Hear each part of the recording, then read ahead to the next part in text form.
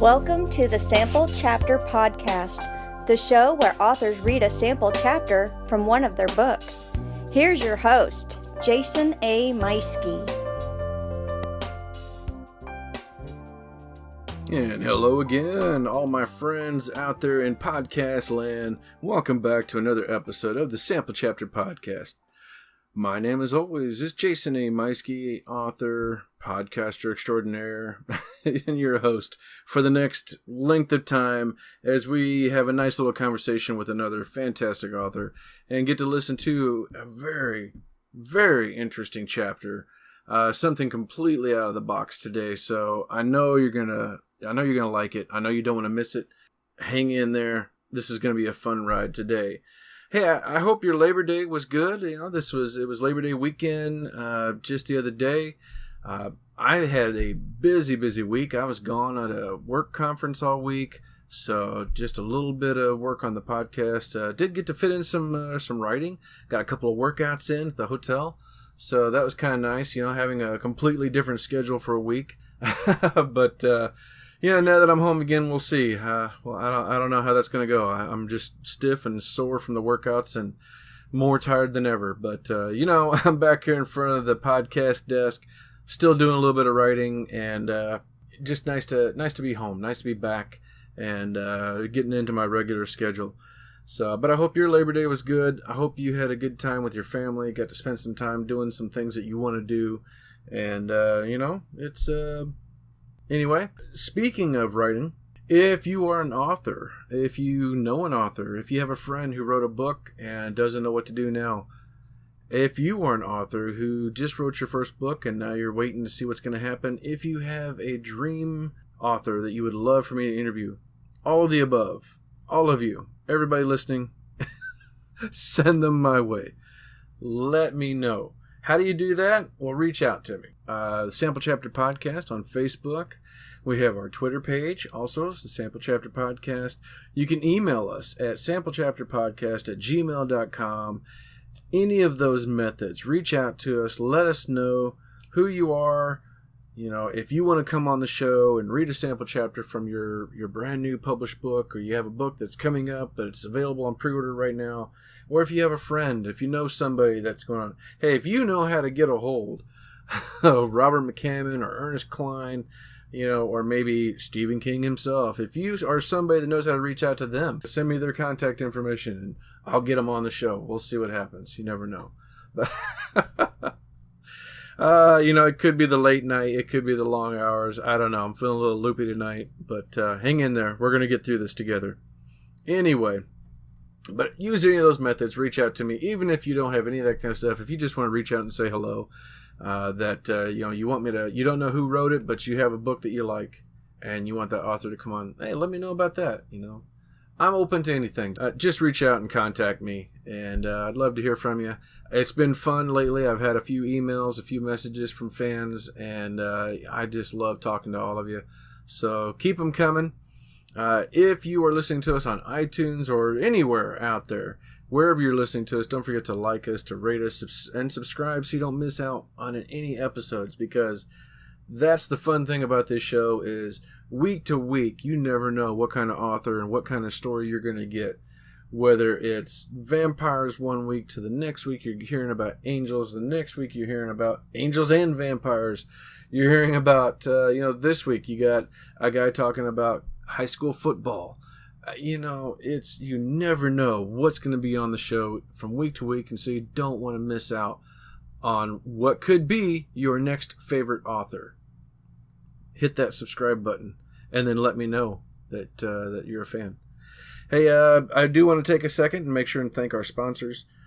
As always, we got U-Store of Warrensburg, Missouri, the premium spot for any kind of self-storage if you need something stored for any length of time, you need to contact U-Store. Whole place is fenced in, it's gated, more than 40 cameras recording 24 hours a day. Check them out at ustorall.net. That is the letter U, STORALL.net. I also want to give a big shout out and thank you to Podcast Garden. They are our host site for my show and many other shows just like us. And if you are interested in creating your own podcast, if you've got an idea for something that you want to talk about, something you want to do, Podcast Garden is the place to go because you can start off that first month for free. So check it out, podcastgarden.com. Well, we're going to be back here in just a couple minutes with today's guest. It's Chris Doelle. He is an entrepreneur, teacher, father, coach, husband, and an everyday student, a student of life, I think would be a better way to put it. He is an entrepreneur in every aspect of the word. He was fascinating to talk to. He's got some really great stuff to share with you, and you don't want to miss on his sample chapter. We're going to be right back with that after this brief message.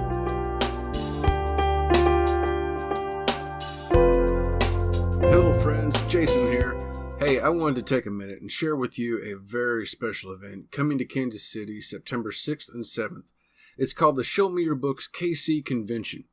With a mix of 60, yes, I said 60, traditionally published and indie authors in attendance, you don't want to miss this amazing 2-day event. Can't go to both days? That's alright, because you're going to get in for free on Saturday from noon to 3 to meet and greet the authors. You can pick up their books, get your picture with them. But keep in mind, if you only do that, you're going to miss out on the VIP experience. Get your special VIP tickets online at the ShowMeYourBooksKC.com website, and you'll be part of the Friday kickoff with dessert and drinks and a beer and barbecue later. Also, you'll get to have breakfast with the authors Saturday morning, followed by a 1-hour VIPs only time slot with the authors. Later Saturday night, there's a 1920s themed farewell ball. You don't want to miss out on that. Best part about the whole thing, books aside, authors aside, best part is that Show Me Your Books KC has partnered with the Dream Factory and created a raffle that runs throughout the event. All proceeds go towards helping Dream Factory that makes dreams come true for terminally and chronically ill children. Go to ShowMeYourBooksKC.com for more information or follow the links in the show notes. Now back to your show.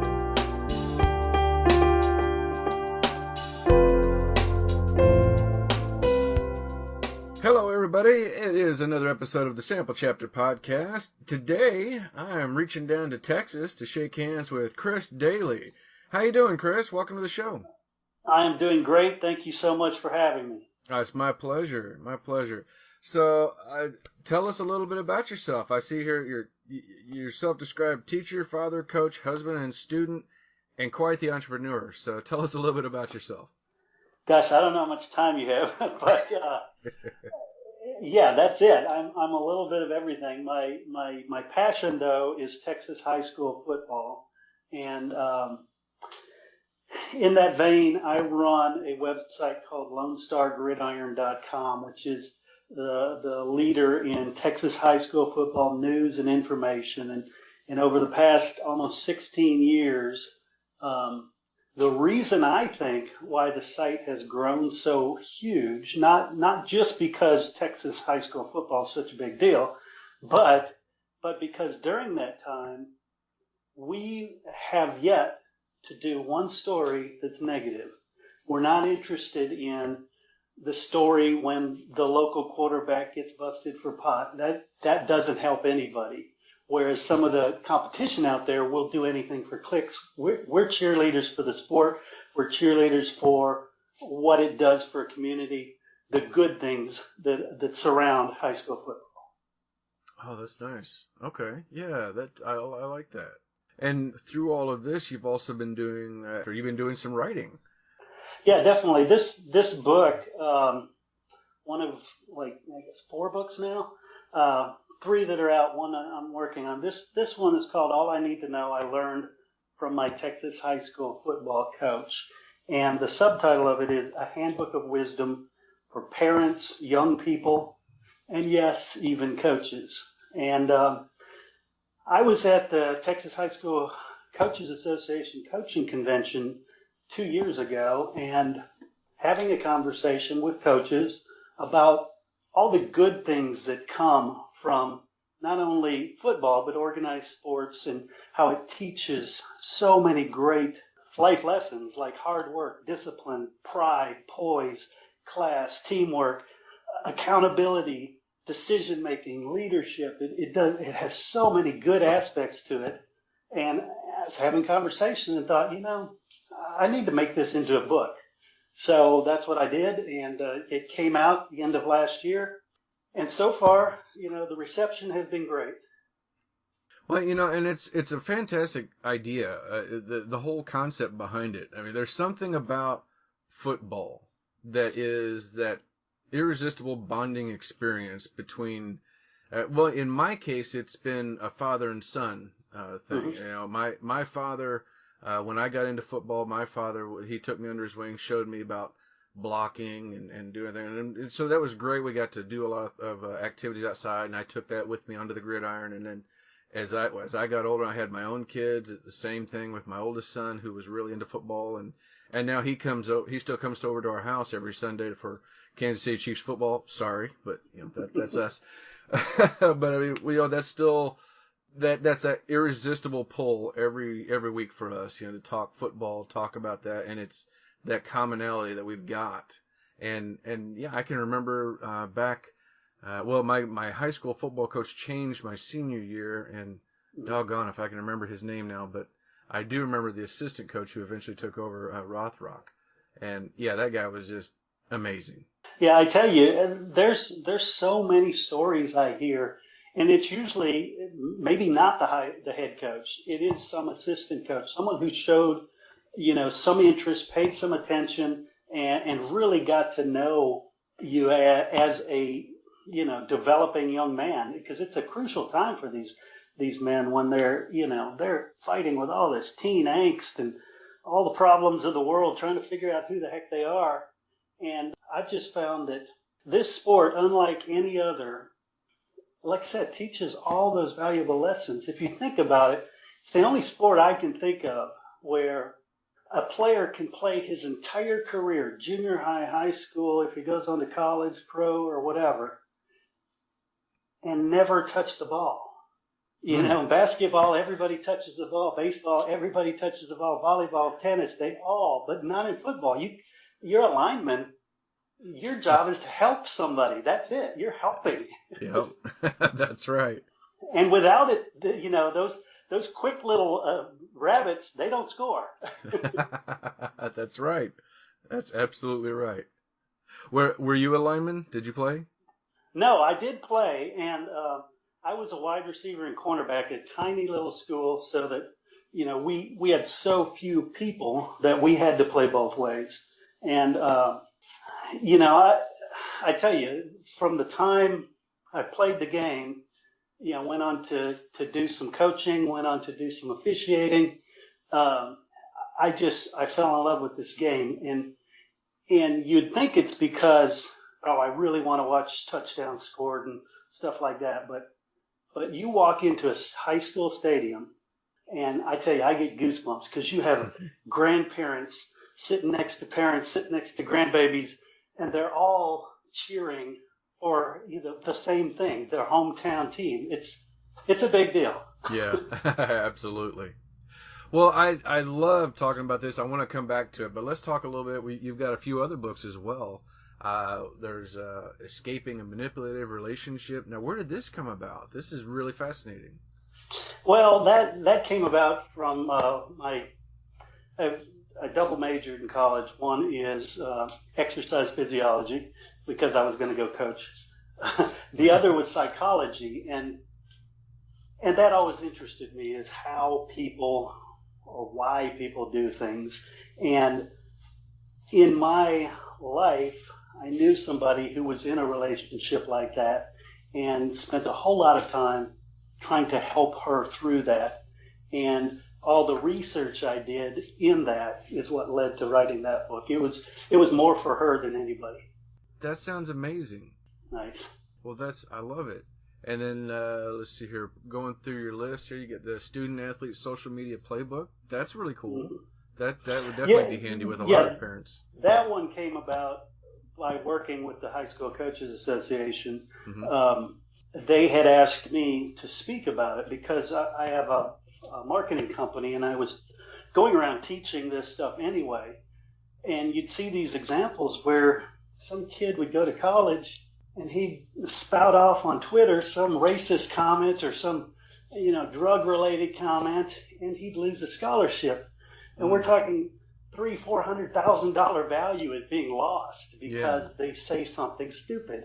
Yeah. So that's really all that's about is, one, what the heck you should do on social media, two, how you can get in trouble, and more importantly, for schools and coaches, how to control that stuff and how to make sure what's going on and keep tabs on it. Yeah, that's some vital information right there. Yeah. Man, and not just for the parents and the coaches, all the adults, but for the students as well. I mean, that's something that when you're at that age, you don't realize how far-reaching your actions can do. Yeah. So, wow, that's fantastic. And then of course you got your lame jokes book, which I'm guessing by the one on the front here, this is a lot of dad jokes. Oh yeah, basically that's basically what it is. I've been on Facebook for several years posting a joke a day, and I just find the corniest ones I can. And some people call them dad jokes. I just call them lame jokes. But I think the cornier the better. Yeah. Oh, fantastic. I know a lot of people that will probably want to jump on that one. That's great. Well, so now, and then you also do a podcast it's really fascinating because this was the number 5 podcast ever. Yeah. Actually, that's one of many. I've been doing podcasting since it started, but the very first one I did is called Lone Star Gridiron, which was the seed that became the high school football website. And it was just, at the time, it was just me and my friend who I played junior high and high school football with. It was a way for us to get into games for free. And, and next thing you know, it's 15 years later, and, we're being asked to do television pieces and all kinds of stuff. It's crazy. But it's a passion piece that, I wouldn't trade. But that's something, whether you're a podcaster or a writer, it's a really good thing to do, is you've got an authority. If you're doing what you do and you're doing it well, because you got some passion behind it and you do it with authority, people are going to recognize that. And I think it's just the natural progression for people to start bringing you in and wanting you at events and other things. And that's really awesome that that's working out so well. Yeah, and I have to tell you, from the history of podcasting, when it first started, it was just a few of us going, hey, what can we possibly do with this? But it really grew into this movement to be the media. Because if now everybody growing up with every bit of social media, YouTube, streaming, all kinds of stuff going on, Instagram, they're used to that. But back then, you had no opportunity to get your voice or your video heard by anybody. Mm-hmm. So it was revolutionary. And, I think I kind of view us old timers as kind of the founding fathers of this insanity that you see now. That's great. Well, so we'll get back into your book, and then, well, actually, what are you working on now? Can you talk about that? I know you told me off before we started here, but are you able to talk about what you're working on now? Well, no, I really can't right now. Yeah, I've been sworn to secrecy, at least as far as it goes to publicly. Yeah, but it'll be coming.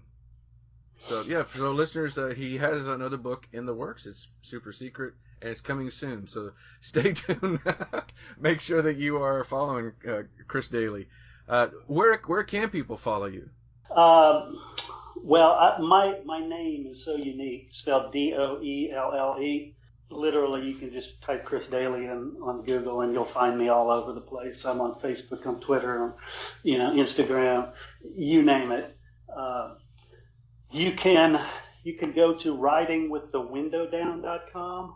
That's my blog that's been around for dozens of years.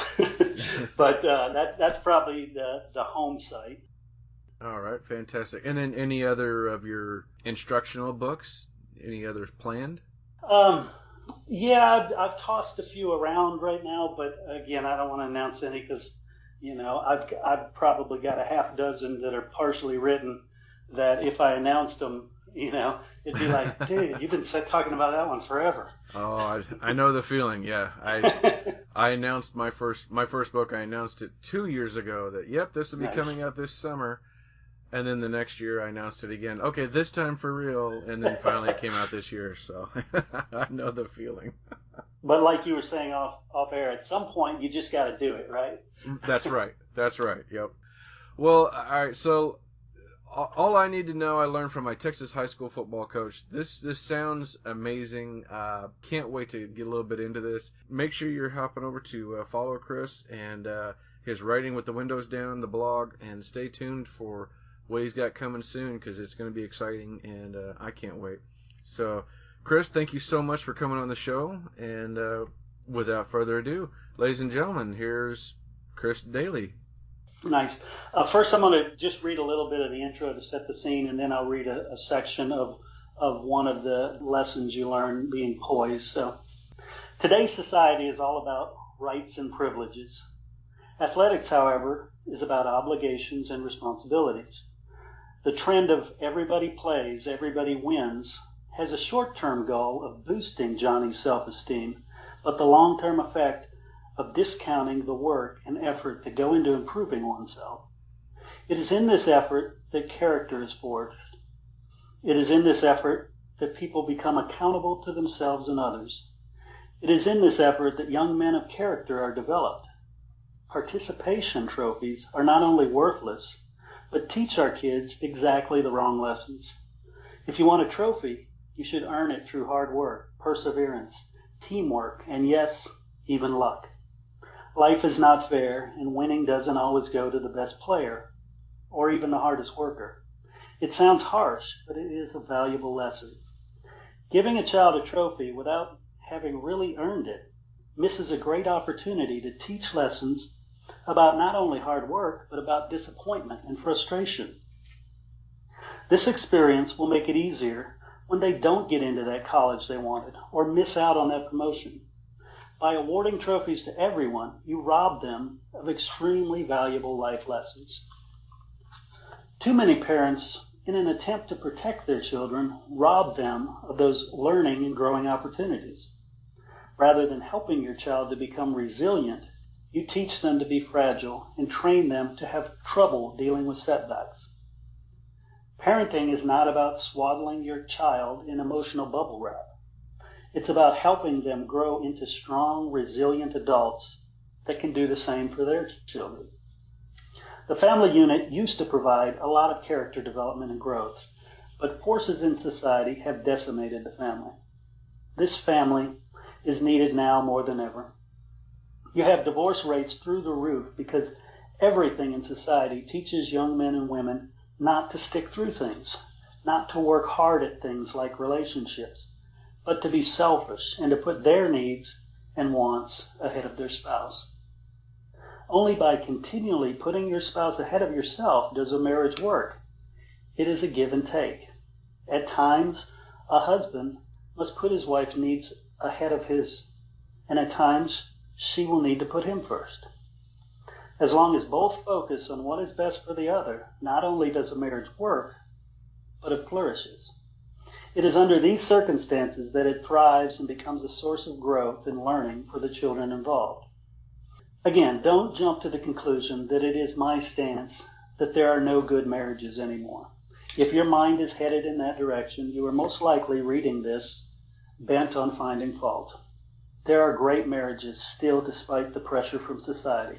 There are parents who do an amazing job in transforming their children into valuable contributors to this world. What is undeniable, however, is that they are getting fewer and further between. It is not just the family that is under attack. Football itself is under attack, and it's got a lot to do with the media. Liberal media simply doesn't like football. They don't like tradition. They don't like traditional things. And they want to put down traditional things. And of course, in Texas, there's nothing more traditional than Texas high school football. They use the stories about things like concussions as evidence of why we should do away with football. But according to many reports, football is behind things like bicycles and skateboards for the number of concussions per participant. What values are taught on bicycles and skateboards?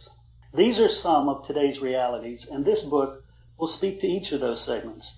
It will show how athletics and Texas high school football in particular provide a much-needed source of development for today's youth. All right, now I'm going to skip to the section on poise and give you a little bit of that. Poise has been described as grace under pressure. It implies self-confidence and maintaining composure during stressful situations.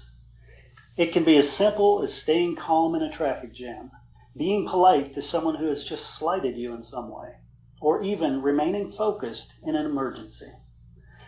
As an example, we could be taking a road trip along the highway somewhere in the middle of deep West Texas. We could be chatting for hours, laughing, sharing heartaches, singing along with the radio, or complaining about politicians.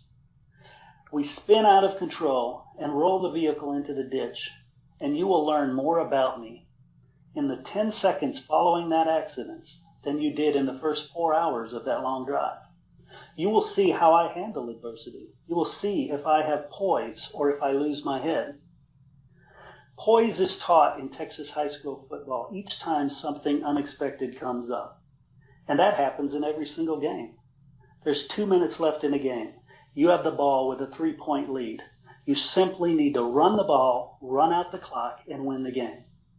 Suddenly, the running back fumbles, and the other team picks it up, running it into the end zone.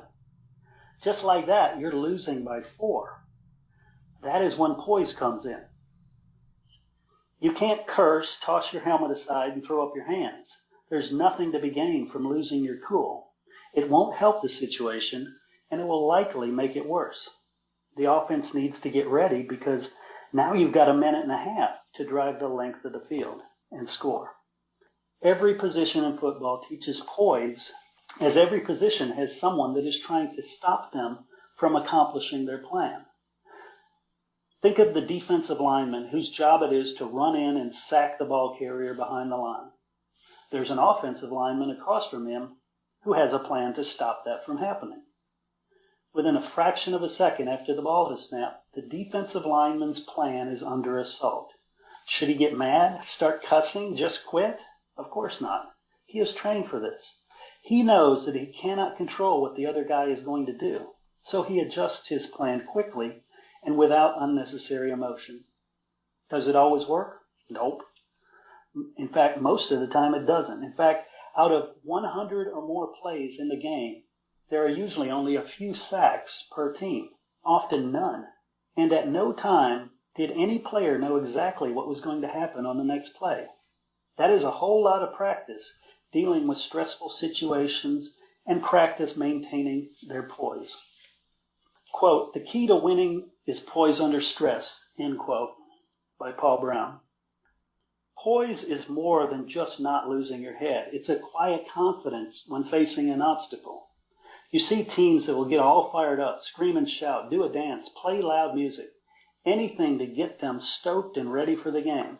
You also see teams that stand tall, face their opponent, and exude faith that they are better prepared and better able to handle any situation that comes up. That can scream louder than any boombox. Confidence that you have done the work and are secure in the plan can be the difference between winning and losing. Every play ever drawn up is designed to make a touchdown. The difference comes down to who has a better plan and who executes that plan. Staying focused and executing the plan is poise. How does this happen? How do coaches suddenly take emotional teams charged with hormones and get them to not lose their minds and their cool for a 3-hour football game? Practice is for much more than just learning plays. Repetition develops skill. The more reps a player has in practice that simulate game situations, the better able he is to deal with things that come up.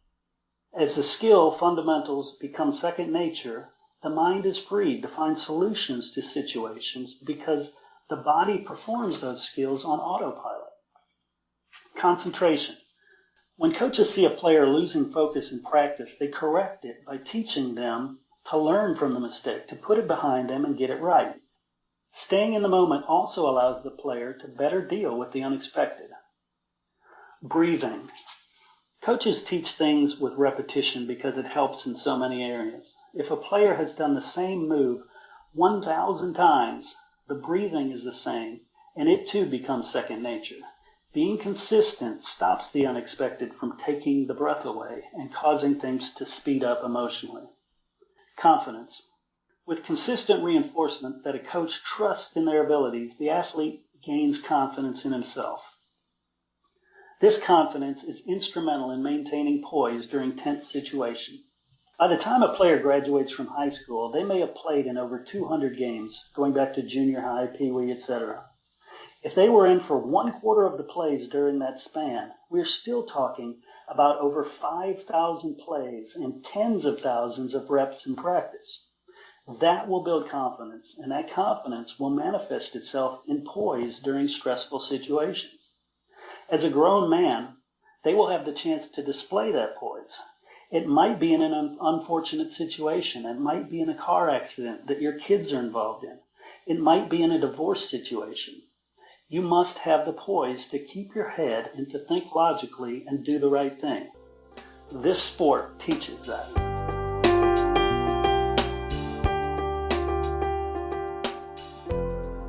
And there you have it. That was Chris Doelle reading a sample chapter from his novel, All I Need to Know I Learned from My Texas High School Football Coach. It's just, you never know how you're touching somebody else's life, whether you're an author or a football coach or a teacher or just being a friend. You definitely want to get out there and check out Chris Doelle and the rest of his work. Follow him on Facebook, Twitter, Instagram, his website, writingwiththewindowsdown.com. Don't forget to follow us, like us, share us, subscribe, and we will see you back again next week with another author, another story, and another sample chapter. Bye.